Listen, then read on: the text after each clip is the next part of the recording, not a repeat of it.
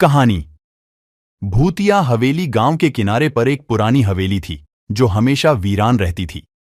गांव के लोग कहते थे कि वह हवेली भूतिया है और कोई भी वहां रात में नहीं जाता था। एक दिन 3 दोस्त रोहित, सुमित और विकास ने तय किया कि वे इस हवेली का रहस्य जानने की कोशिश करेंगे। उन्होंने सोचा कि यह सब सिर्फ एक अफवाह है और वहां कुछ भी नहीं है। रात के समय वे तीनों टॉर्च लेकर हवेली की ओर चल पड़े। हवेली के पास पहुंचते ही उन्हें एक अजीब सी ठंड महसूस हुई। हवेली के दरवाजे पर एक बड़ा ताला लगा था, लेकिन ताले के ऊपर मकड़ी के जाले थे, जिससे साफ पता चलता था कि ताले को बरसों से किसी ने नहीं छुआ था। हिम्मत जुटाकर रोहित ने ताला तोड़ दिया और दरवाजा खोल दिया। अंदर घुसते ही हवेली के अंदर की ठंड और अजीब सी आवाजों ने उनकी रीढ़ की हड्डी में सिहरन दौड़ा दी। हवेली के अंदर धूल और मकड़ी के जाल थे और दीवारों पर पुरानी तस्वीरें लटकी थीं। वे तीनों धीरे धीरे अंदर बढ़ने लगे। अचानक विकास को ऐसा लगा कि किसी ने उसे पीछे से छुआ है। वह डर के मारे चिल्ला पड़ा, लेकिन रोहित और सुमित ने उसे शांत किया और आगे बढ़ते रहे।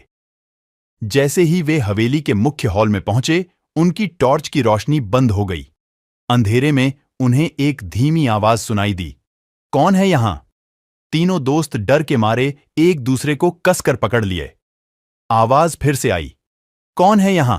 सुमित ने हिम्मत करके पूछा, कौन हो तुम? आवाज और करीब आ गई और एक बूढ़े आदमी की परछाई दिखाई दी। बूढ़े आदमी ने कहा, यहां से चले जाओ, यह जगह तुम्हारे लिए नहीं है। रोहित ने पूछा, क्यों? बूढ़े आदमी ने जवाब दिया, यह हवेली मेरे परिवार की है। सालों पहले यहां एक दुर्घटना हुई थी जिसमें मेरे परिवार के सभी सदस्य मारे गए थे। मैं तब से यहां उनकी आत्माओं की रक्षा कर रहा हूं। तीनों दोस्त डर के मारे भाग खड़े हुए और सीधे गांव पहुंचकर सबको यह बात बताई। अगले दिन गांव वालों ने उस हवेली को हमेशा के लिए बंद कर दिया और वहां जाने की मनाही कर दी। आज भी लोग उस हवेली को दूर से देखते हैं, लेकिन कोई भी उसकी तरफ जाने की हिम्मत नहीं करता। क्या आपको यह कहानी पसंद आई? यदि आप किसी और प्रकार की कहानी चाहते हैं तो मुझे बताइए।